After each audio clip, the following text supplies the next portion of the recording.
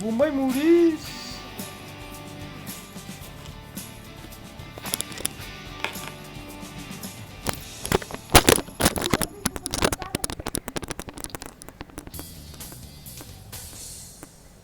So hello and welcome to the next edition of Fridays with Fintelekt. My name is Fintelekt. I head Fintelekt Advisory Services. And for those of you who don't know what we do, we are focused on research, training, and advisory in anti-money laundering and cross-border risk financing. My guest today is Liat Shetret, who is a senior advisor for crypto policy and regulation at Fintelekt, and an international strategic advisor for security and financial services at CryptoCurrencies. For the past 15 years, Liat has led global capacity building and technical assistance programs on AML, CFT, financial inclusion, and countering violent and extreme research. She has formerly worked at the Egmont Group of FIUs, Citigroup, the Global Center for Financial Security, and the US House of Representatives Committee for Financial Crimes. Liat, it's a pleasure to have you with us today. Welcome to the show.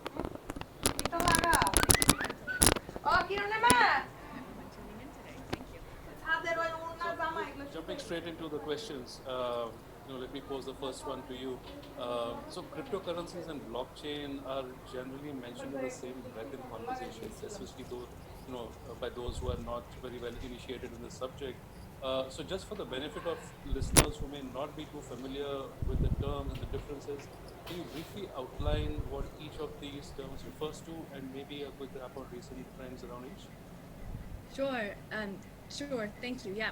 So I think what's really important to think about before we jump into the definitions is kind of what is money and how we perceive money and what that is. Is it tangible? Is it digital? What is money generally? And so when we think of traditional US or Canadian dollars, the euro, the sterling, the Indian rupee, the Chinese yuan, that's kind of what we would call fiat money. So legal tender that's backed by a central government. It's very clear who issues it. It's very clear who owns it. You've got an ownership structure. None of that is anonymous, right? Including, by the way, electronic payments. So the value corresponds one-to-one to the value of the currency in which you purchase it. Now, cryptocurrencies or crypto assets or virtual assets, all of these are terms that depends on which organizations you read from. You'll find that they're often interchanged with each other, generally mean the same thing. It's a secure digital representation of value or contractual rights. So it's essentially having the rights to a particular virtual asset, and it uses what's called distributed ledger technology, which is a system like a record keeper that essentially records the transaction of assets in multiple places at the same time. And so crypto assets can be stored, traded, or transferred electronically, and what's unique about them is that they're secured using cryptography. And cryptography is essentially a method of protecting information and communications that uses a lot of codes and a lot of really complex kind of information that's intended to avoid anybody just being able to guess your crypto keys. And so essentially, if you think about it, the prefix crypt actually means hidden or vault. So it's a bit of, all of your value is stored in this vault. And so examples of cryptocurrencies would be Bitcoin or alternative coins. You may have heard of altcoins, which is short for alternative coins, such as Ether, XRP, and Litecoin. This whole house of, or entire echo chamber of cryptocurrencies is huge. There's over 2,000, 3,000 of these, and they sort of morph every day, with Bitcoin kind of being the one that was most well known in the market 10 years ago, and also has the highest market cap if you look at it. And very briefly on blockchain, so blockchain is very separate from crypto in a sense, because it's the underlying record-keeping technology which stores the data in blocks that are physically chained to each other. By physically, I mean by code, and maintained across several computers that are linked into one network. And so what's really important to remember is that this blockchain technology that underlies the payments essentially assures data integrity and data validity and cannot be changed. And it's this blockchain technology that we're seeing pop up across different industries. You're seeing it in real estate to maybe secure data related to land deeds. You're seeing it appear in different medical record keeping any place that we really require secure data and an inability to change data can make use of blockchain technology. And just one other point that I would make is that within this ecosystem of crypto, you've also got the crypto asset exchanges. Crypto asset exchanges are essentially the business platforms that really offer crypto asset exchange services. So think about it like a local forex where you would come in and swap either your cash or your crypto. So you would do not just currency swaps, but also be able to unload from your cash, from your bank account onto crypto. And this is usually the first place that, for example, newbies to Bitcoin would find, a crypto exchange that they perceive to be trustworthy, that is, an institution that they would want to open up an account in, and that's where people would initially hold their crypto. I can talk about this for a very long time, so I'll just stop there. Happy to. Sure. So I think that's a really good primer on crypto and blockchain. So moving on, everyone's speaking about the pandemic and COVID-19. So is there any shift in trends that you've seen as a result of the pandemic in the way cryptocurrencies are being used to launder money? And is there anything significantly different that is happening? And what are the risks to banks in terms of having to adapt to ensure that they can still raise suspicious transaction alerts on this? Yeah, I mean, first of all, with regards to the pandemic, I really wish everybody health and safety, and I hope everyone stays well. I think what's been unique about this COVID-19 pandemic is that it's really fast-tracked a lot of processes that we've seen in place. For example, digitization projects that are looking to quickly, kind of rapidly create contactless payment methods. You're seeing an uptick around the world. There's particularly a demand for cryptocurrencies in certain countries as a result of COVID-19. You're seeing a lot more Bitcoin kind of peer-to-peer trading in places like Argentina or Chile, Venezuela, and Morocco. So a lot of places that really are looking to stabilize economic activity where there's a little bit of upheaval. So I would say that the effects of the virus have not necessarily been negative, right? There's been a lot of opportunities that are being seen as a result of this. For example, an uptick in hiring and crypto exchanges that are seeing this big flurry of activity. But when it comes specifically to the money laundering risks, we are seeing a misuse of crypto, as in many other industries, that relate to, for example, ransomware or scams that are associated with different payments. And one unique issue that's come up, I think it started well before the pandemic, but has increased right now, is the idea of purchasing Know Your Customer, KYC kits, identity kits on the dark market that you can then sort of use to establish maybe a illicit version of a digital identity. And I think banks are really now at this crossroads about needing to grapple with how do they do KYC? How do they conduct due diligence on customers when so much of it is now shifted online? It's raising a lot of issues around authentication of documents, vetting of identities. The Financial Action Task Force has come out with guidance on this. So I think it's really important for banks to consider what are they doing with regards to digitization efforts of their KYC procedures, particularly around their high-risk customers. That's really important. Regulators around the world have been very clear in communications. They're issuing, if you have a look at different jurisdictions in different regions, it's really key to see that regulators are not quiet about the pandemic. They're communicating what the specific trends and typologies are for individual countries and also regions.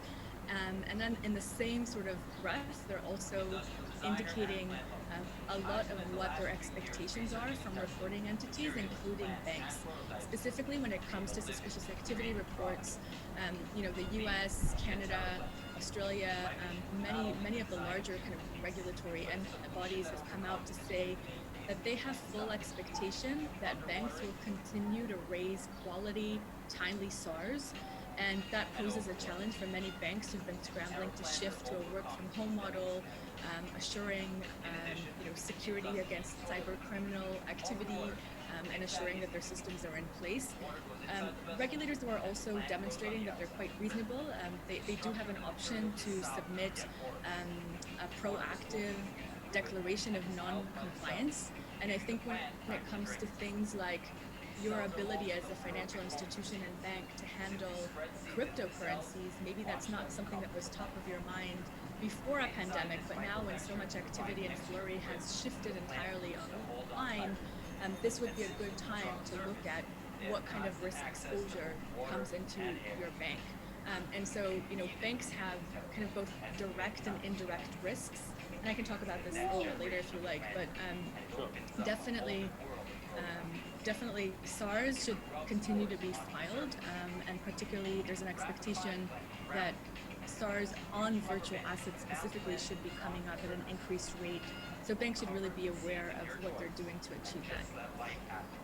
Right. So, blockchain has actually been spoken about for a few years now as a methodology to counter money laundering. And are there any specific use cases that you think have been successful globally? And can it be used for a specific risk? So, if you look at trade-based money laundering, for example, is there a case there? Yeah, so blockchain, as I mentioned earlier, has so many different use cases, and I think what's very exciting is to see the huge experimentation and piloting that's going on globally by innovators and everywhere and anywhere, right? So blockchain knows no global boundaries, and I think it really is an enabler, an economic enabler of sorts that can allow participation in economic activity. So when it comes to trade-based money laundering, I think that's a really good use case to look at because, not only is it one of the primary means that criminal organizations now use to launder illicit proceeds, I think there's an element of really needing to address the activities that criminal enterprises really make use of when it comes to trade-based money laundering, and we're used to kind of thinking about over-invoicing, under-invoicing, multiple goods and services, and I think that what we've been seeing is that there's actually an increase in TBML that's quite, ironically maybe, or a funny moment due to the improved compliance because there's been this ability to better regulate requirements around AML and CFT regulations. And so in fact, we're seeing a shift. It's kind of like that balloon squeeze where all of a sudden, trade-based money laundering is seeing an increase because compliance structures are working so well on other sides. So what I'm seeing by way of trend is that both public and private sectors are experimenting and investigating a wide range of blockchain-type tools to combat trade-based money laundering. So there's projects that really look at the entire supply chain and the visibility and integrity of that supply chain that's happening both at a regulatory agency level and also with market participants who are looking to just assure that their authorities are not misused, shipping companies, cargo companies. There's some banks who are really piloting different stages of digitizing and automating its document review processes. We talked about how blockchain can be used really to assess and assure the integrity of procedures, making sure that documents are not fraudulent and using it in trade transactions. So what I would just note about that is that, yes, there's a lot of activity, but it's also very new. And, for the kind of immediate future, financial institutions aren't necessarily rushing into adopting a variety of tools to kind of combat every specific type of typology. And TBML is also, still remains very specific of a niche to address, but is also highly vulnerable by money launderers and really susceptible to exploitations. So I think there's a bit, if I were to draw a higher trend from all that, I would say that there's a bit of a dissonance between the tech industry boom that's running ahead with applying blockchain technologies and biometric and KYC, digital KYCs, and then maybe governments and a few private sector or a few banks that are needing to quickly adapt to all of this change, and maybe their systems aren't quite there. So I think we're a bit off of the mainstreaming kind of the tech solutions for things like trade-based money laundering, but we really should be doing more of that, would be my bottom line. Right. Thanks, Liat. So, Liat, many banks assume that they're immune to crypto risks just because their country doesn't allow it, or their customers do not declare it. So, is this a fair assumption? And do you think that customers are actually able to move funds into and out of cryptocurrencies easily without the bank even knowing about it. And thereby, it causes intermingling of fiat currency and virtual currency. And if so, what should banks be doing to identify such transactions or customers, from the transaction monitoring point of view? Yeah, that's a packed question. There's a lot of different themes in there. Very important question, though, so I'll try to address a lot of it. The short answer would be, I don't think it's a fair assumption, and I don't think that banks are immune, even if cryptocurrencies, crypto assets are banned in a particular country. And I think we already have some countries that have banned crypto in which we've seen how this is playing out. I don't want to be naming and shaming any country. Any country is open to do its own business as it sees. But some countries that have banned crypto, what we've seen is that the operations will continue, but the headquarters might move to a different country. Or we're seeing regulatory arbitrage where the money is still moving cross-border, but maybe some services are offered in others and not primarily in that and in that other banned country. And so I think banning something doesn't make a country immune, and it certainly doesn't reduce the risk. I think what banks should really be thinking about is, am I exposed to risk? Where am I exposed to risk, and how do I mitigate it? And assuming that a country's banned it and or that your bank's policy opposes crypto altogether doesn't mean that the risk isn't there for you, because the customer's position doesn't necessarily align with a bank's position. So, for example, I could be banking with a bank that has banned crypto, but I haven't banned crypto, and I'm certainly using my bank account to purchase fiat, or to use fiat to purchase crypto, and vice versa. In fact, the data that we've collected demonstrates that the flow between banks, financial institutions, traditional kind of banks, and crypto is 500 billion a year. So $500 billion are moving between crypto and cash. I would ask any bank, how much of that is moving through your bank, and what are you doing to address that risk? And I would call that indirect risk. It's not risk that the bank actively has, because they're not banking crypto, they're not issuing crypto, but it is still indirect risk to that bank. And the first step would be basically the same compliance tools that we all know and are familiar with. Your risk assessment. Look at the risk assessment for the bank. Are you even assessing crypto risks generally, even if it's banned? Because if you have a customer base, maybe your customers are mining crypto. Maybe your customers are using it as an investment, and you wouldn't know about it. Some ways to some banks, what they're doing is using keyword identifiers. So they'll look at their transactions and screen for words like Bitcoin. They'll screen for words like crypto.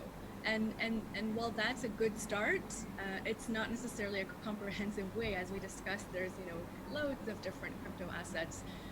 So I think banks should really be thinking about, how do I address this indirect risk, starting with the risk assessment, making sure that they're aware of their customer base, having declarations in place, and also actively conducting transaction monitoring for crypto using unique identifiers. Obviously, there are software solutions that can help do that, and obviously there are other ways that you can address this by updating your policies and procedures, looking at your AML framework, and assuring that it's aligned also with global standards around virtual asset service providers and virtual assets generally.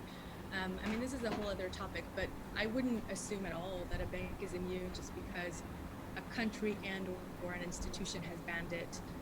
And I think we have plenty of countries that have tried to, but that hasn't really gotten them very far. One last point that I think is important on this is that sometimes a country has banned it only to allow the central bank thinking time to develop their own central bank digital currencies. And I think it's been interesting to see these cases where some countries would come out with full declarations against crypto. At that same time, they've bought their central bank some time to rejuvenate, reinvigorate its systems, and think about issuing its own central bank digital currency. And then it gets overturned in the country and it's legal again, and then the central bank is issuing statements that they are now coming up with central bank digital currencies. So I think banning is also used as planning, and that's even a rhyme, which I'm very happy about making that up right now. But it's I mean, I think that bans should be looked at with a grain of salt, in my view. All right, excellent. So banning to aid planning. So taking off from that, so Rick, you have a lot of experience in communicating with regulators and policymakers around the world. So, taking off from what you just said right now. So, what is your opinion, on how the use and let's say pervasiveness of crypto will evolve, bearing in mind that regulators around the world, as you said, seem divided on whether to allow, disallow, or launch their own digital currencies. And are these currencies really going to replace, the investment in crypto by citizens, although it's maybe illegal, or do you see this sort of coexisting? Yeah, thank you for that. I've spent a lot of years and decades dealing with regulators and policymakers in international and national jurisdictions. And I think there's a few really important things going on right now by way of trends.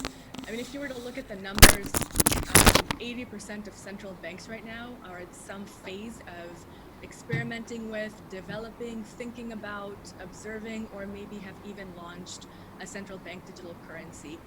That's a big number, and that's obviously pointing towards where we're going. My opinion is that there's no going back on this. You either innovate or your currency goes out of business. And I think that's been part of the scramble that we've maybe been seeing in the US as a result of some of the digital dollar projects. There's a lot of impetus in the markets. We can't ignore Facebook's Libra, which is a blockchain ecosystem, and the Libra payments that are going to be game changing if they sort of continue in terms of potential adoption and reach globally. I think that the Financial Action Task Force, which again is a global watchdog and sort of norm setter, standard setter on anti-money laundering, counterterrorism finance, in June 2019 had passed or sort of issued a comprehensive guidance for regulators across all jurisdictions in terms of how they should be handling cryptocurrencies and virtual assets. And the deadline for implementation is June 2020. So all countries in the world, whether they like it or not, more or less, should be implementing some form of regulatory oversight around the cryptocurrency issues and around how it is that they're approaching these topics. So they really have been, there's a lot of activity this past year where countries have been forced to think about, what is our stance on this? How are we dealing with crypto? How are we dealing with our own central bank digital currencies? And I think that this push of activity is what we've been seeing this year. And so if you were to look at a map of the world maybe a year and a half ago, you would see a few countries here and there lit up in green to say, yes, we've been thinking about regulatory frameworks, but after June 2020, it would be my expectation that many, many, many more regulators have been already thinking about this.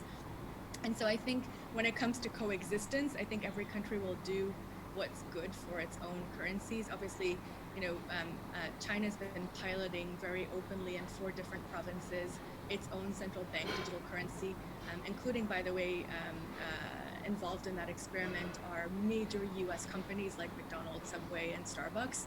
And that is creating an economic sort of competition because, we all know the sort of the Chinese links in other continents, for example, in Africa, and you see sort of the digitization crossing the globe big time. So it's a bit of an economic arms race, if you will.